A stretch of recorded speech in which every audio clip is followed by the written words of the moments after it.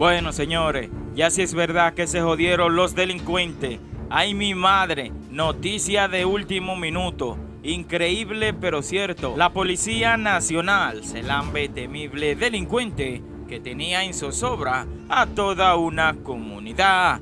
Quédate hasta el final para que te dé cuenta de todos los detalles.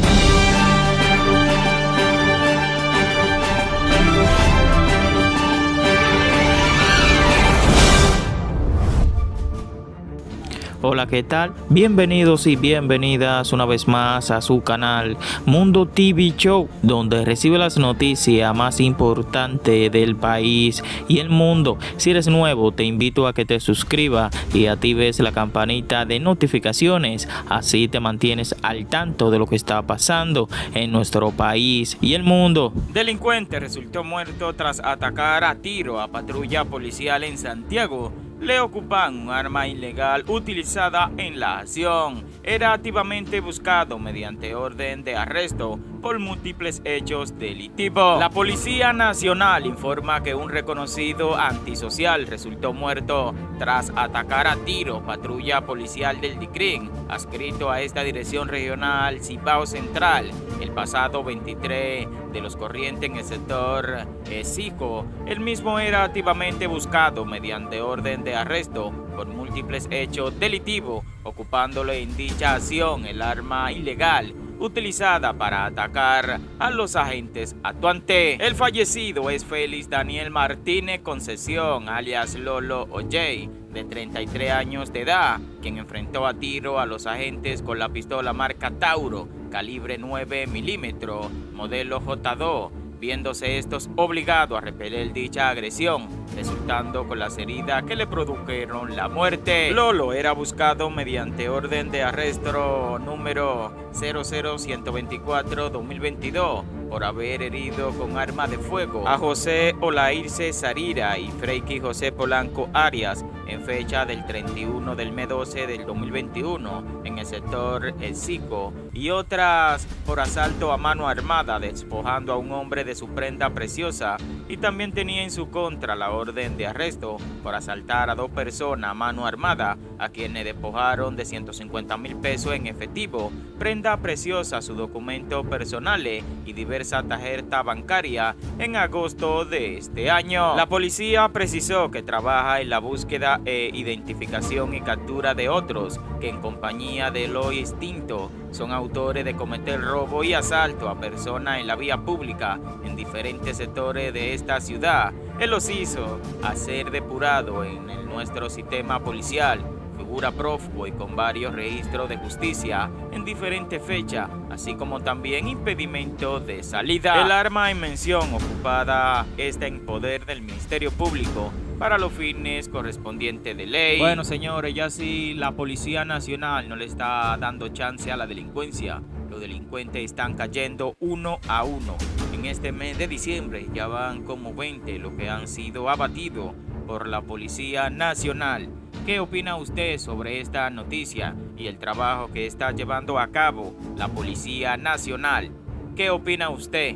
Cualquiera que sea tu opinión, déjamela saber en la caja de comentarios, porque tu opinión cuenta. La leyenda, ¿no? Que cuando lo prendieron en la pira, dicen que no lloró y que soportó de una forma valiente, por su creencia cristiana, el martirio y el suplicio que le habían sometido en aquel tiempo. Policarpo de Samos lo llevaron a la hoguera. Es parte del martirologio cristiano. El programa que tenemos hoy, don Juan Alexis Martínez Báez, mi compadre y comadre, saludo. Yo quiero hablarle muy brevemente de, para mí, el momento más importante, el episodio más trascendente de esta construcción cultural, histórica, teológica y religiosa que llamamos cristianismo. Era el 27 de febrero Wow, igual que la fecha nuestra. 27 de febrero del año 380. Wow. 27 de febrero del año 380 de la era cristiana. Entonces gobernaba Teodosio. Teodosio I o Teodosio el Grande fue el último emperador romano que gobernó el imperio completo, Oriente y Occidente. Como todos sabemos, el imperio a su muerte se dividió en dos: el imperio de Occidente y el imperio de Oriente. ¿Por qué se dividió? Por los continuos ataques, saqueos, incursiones de los bárbaros, especialmente los visigodos, los godos, ostrogodos y visigodos, que por la frontera de Roma penetraban constantemente, saqueaban y producían muchísimo desastre en las ciudades y en los campos del Imperio Romano, lo que ya daba muestra desde el año 360, 370, daba muestra ya de que Roma estaba rumbo a la decadencia. Incluso en el año 410, ustedes saben que penetró hasta la misma puerta de Roma Atilas, y por una súplica del Papa no terminó saqueando y llevándose todo. El hecho cierto es, esta es la fecha más importante para mí del cristianismo, ¿no? Que en el año 380, el 27 de febrero, me encanta leer la historia romana a mí, soy un enfermo con eso. Algunas cosas las digo de manera de memoria y puedo fallar, olvidarme o puedo flaquear, ¿no?, en algún dato. Lo cierto es que Teodosio gobernó del año 379 al año 395, cuando desaparece. Antes de su desaparición, de su mandato en el año 380, emite, esto es lo más importante, emite el decreto en la ciudad griega de Tesalónica, esa que menciona Pablo, que la visita varias veces y le escribe también, el apóstol Pablo. En Tesalónica, Teodosio emitió el decreto de nombre Quintus Populus. No sé, ese no se me olvida. Quintus Populis quiere decir todos los pueblos. Se abarcaba todo el imperio romano. ¿Y qué declaraba ese decreto de Teodosio? Esto es lo más importante: la exclusividad total del cristianismo como religión única en el imperio. ¡Wow!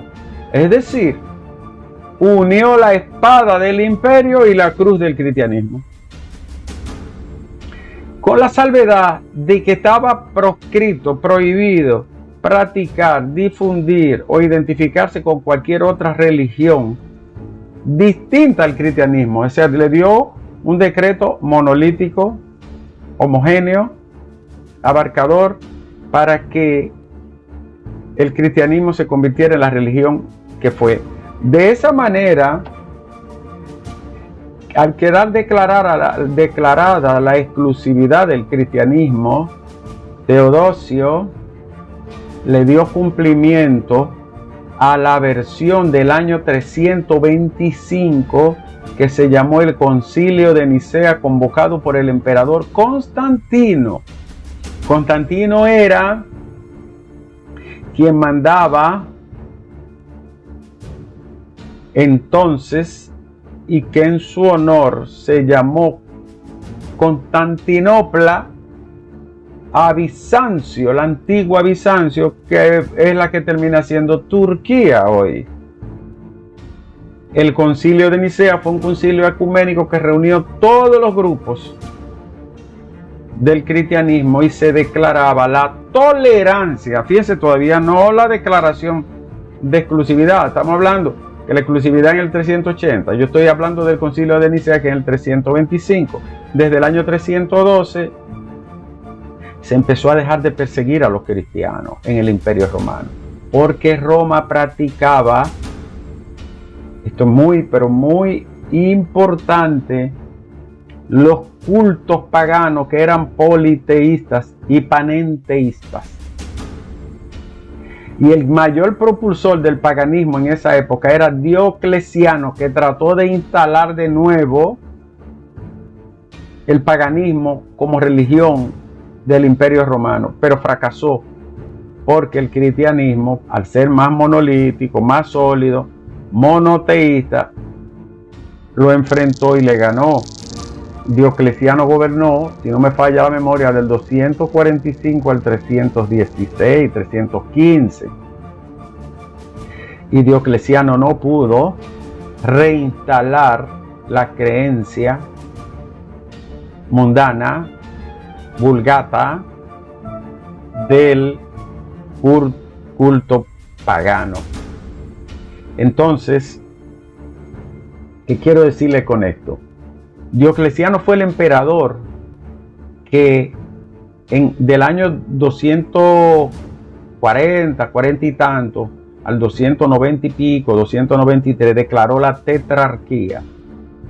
La tetrarquía estaba compuesta por Galerio, Constancio y el coemperador, lo declaró él mismo, Maximiliano. Es distinta a la tetrarquía. Son 4 gobernantes. Gobernaba él, Diocleciano, Constancio, Galerio y Maximiliano, que en el año 293 se convirtió en coemperador. Es distinto al triunvirato, que muy diferente, que encabezaron Octavio, Marco Aurelio y Lépido. Eso es otra cosa. Estos son 4. Entonces, 3 puntos clave. Diocleciano, que gobierna hasta el 316 del año 245, más o menos, ¿no?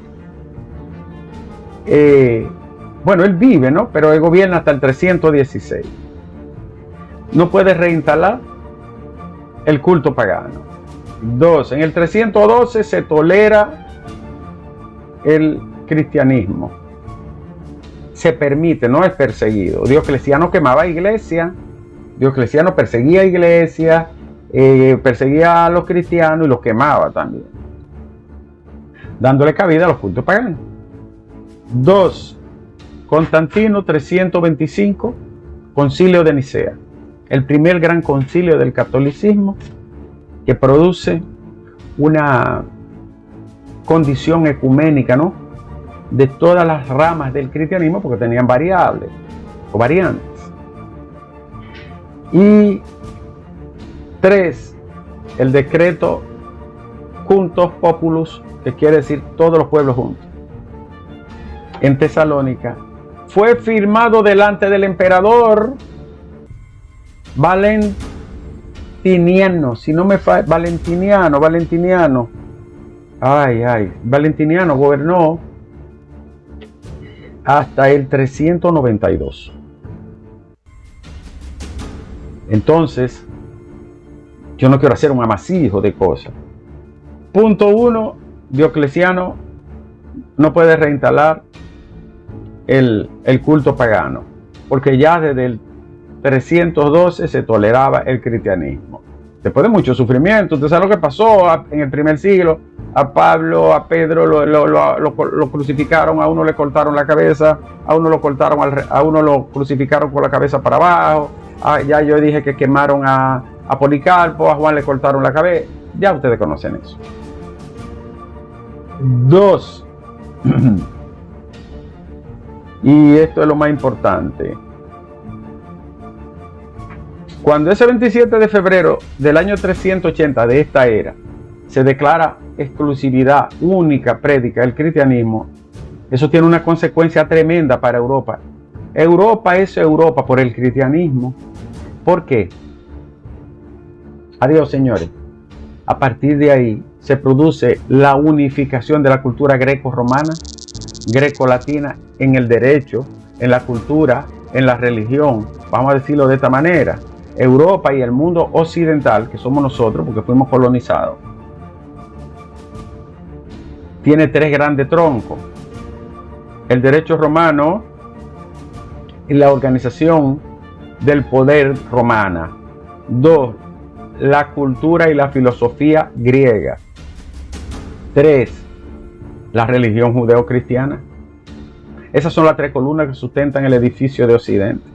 Entonces el decreto del año 380 de Teodosio, de ese 27 de febrero, lo que hace es que unifica ese paquete cultural, esa cosmovisión del mundo. Weltanschauung, dirían los alemanes. Cosmovisión. Y las consecuencias empiezan de una vez a manifestarse. Al reunir todo eso, ¿qué genera, señores?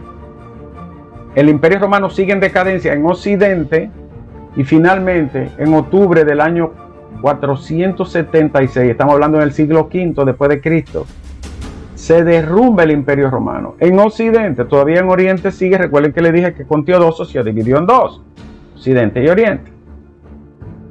Al caer el imperio en el año 476, con la penetración que hizo hasta el propio palacio imperial, Odoacro, un ilirio bárbaro, le cortó la cabeza al último emperador que encontró, llamado Augustulus, y ahí se derrumba Roma. ¿Qué queda? Un vacío de poder. Ese vacío de poder que genera la caída de Augustulus, Romulus Augustulus, el último emperador, produce dos consecuencias inmediatas: vacío de poder. El único órgano que podía asumir el poder, que estaba organizado, preparado y que había estudiado y leído, porque nadie estudiaba, solo los patricios y los nobles y algunos soldados. Pues ¿qué ocurre? Que quien tiene capacidad para llenar el vacío que ha dejado la caída del imperio es un solo órgano, una sola institución: el clero, la religión católica. Se instala y empieza a gobernar. Era el único que tenía obispos, arzobispos, ministros, diáconos, porque los bárbaros no tenían una organización política, eran turbas, eran hordas, y por eso no pudieron quedarse con el poder. Lo que terminan es creando feudos, grupos que ellos controlan con ejércitos particulares alrededor de los señores feudales. Entonces empieza el nacimiento del feudalismo. ¡Wow! Se derrumba Roma, termina la Edad Antigua y empieza la altísima Edad Media, que es el feudalismo. ¿Y quiénes son los señores feudales? Herencia de patricios y nobles. Ellos le llamaban optimates, los óptimos, los mejores, y gentiliuoma, caballeros, óptimos y caballeros. Esta tierra es mía, yo tengo un ejército que me la cuida particular, yo lo pago.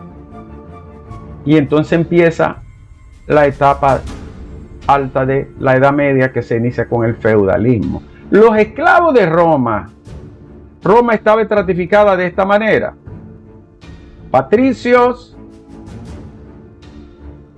clero, nobleza, clientes, que eran una especie de intermedia como clase media, plebeyos, que era el pueblo pobre abajo, y más abajo de ellos estaban los esclavos, los peregrinos y una entidad humana que era un despojo, que no tenía valor, que no valía nada, ni su vida valía para nada, ni siquiera para ser sacrificado. Llamaban homo sacer. El homo sacer era alguien vaciado de contenido vital, que no servía ni para nada en el imperio. Esa es la muestra de exclusión más grande. De ahí es que viene la exclusión después de los negros, de los diferentes, de los gitanos, de los homosexuales, de la prostituta, de los que tienen algún problema motor, discapacidad, trastorno. lo excluye el imperio por ley. El Homo sacer era como una piedra, como un palo en el camino. Lo podían matar y no tenía ninguna pena, era impune. Y el peregrini se parecía, pero se andaba de pueblo en pueblo, peregrinando, como su nombre lo dice. Fabiola Puerto Real, buenos días, mi querido Santiago Delgado Veloz, Norma Ramírez, Sandra Chávez y Sánchez Joel. Entonces ya culmino esa parte de la historia. Es preciosa y es dolorosa a la vez. Las mujeres, los esclavos, los mosaces, los peregrines, los hijos de ellos. Si un esclavo se casaba con una liberta, o se casaba, no se juntaban y tenían un hijo, no tenían derecho. Le llamaban contubernio y concubinaccio. De ahí que viene la palabra concubinacio y contubernio, porque no tenía un ligamen, no tenía un lazo jurídico, no tenían derecho de ningún tipo. Había que estar casado como ciudadano, chivi. Había un derecho de gente quiere decir el tumulto, los que no tienen derecho, y un derecho civil, jus civile, jus gentium. En fin, la caída de Roma le dio paso a la organización religiosa, al dogma católico, que gobernó, señores, increíblemente, completamente gobernó hasta la caída del otro imperio en Oriente, que fue el 23 de mayo de 1453.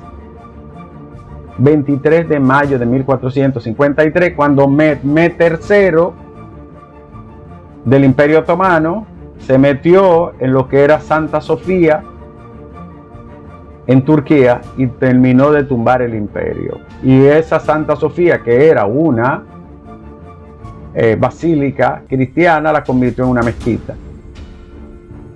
Don José Fotiné Luna, saludos desde Puerto Plata. Feliz Navidad para todos y para todas. Entonces, lo que quiero decir es que la historia del cristianismo es la historia del poder, de las circunstancias, desde el punto de vista histórico. Yo no estoy hablando religiosamente ni teológicamente. Don Francisco Fernández, saludos. En fin, esta declaratoria de exclusividad en el año 380 convierte al cristianismo en la religión única. Por eso Europa tiene una sola religión. Eso se llama, el imperio tenía dos dispositivos jurídicos para imponer la ley en forma normativa: edictas y decretas, decretos y edictos.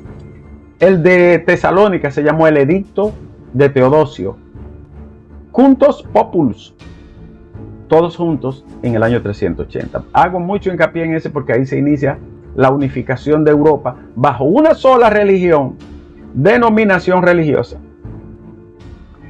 El poder, luego entrará el imperio romano germánico. Señores, del año 380 en adelante viene la caída de Roma, asume el poder la iglesia y son muchos los traspiés y los rebalones hasta el año 1618, cuando se da la guerra de los 30 años. La guerra de los 30 años empieza en 1618 y termina con el acuerdo de Westfalia o paz de Westfalia en el año 1648. 30 años consecutivos de guerra en Europa religiosa. ¿Sabe con qué culmina? Con un acuerdo donde se tratan las primeras fronteras. Esto de aquí para allá es Germania, esto de aquí para allá es Hispania, esto de aquí para allá es Iberia, esto de aquí para allá es Rumania. Se trazan las primeras fronteras europeas, Austria, Bélgica, todo eso, Polonia. Y se inicia el mandato del Sacro Imperio Romano Germánico, que también va a jugar un papel determinante en la consolidación del cristianismo religiosa y culturalmente en Europa. El resto es historia. Solo quería narrarles este episodio histórico del 312, 323, 325, 380, caída de Roma 476, incorporación de la religión que empieza a mandar con el poder político, se surgen las monarquías y las denominaciones de ellas. Los duques, los ducados y toda esa extensión territorial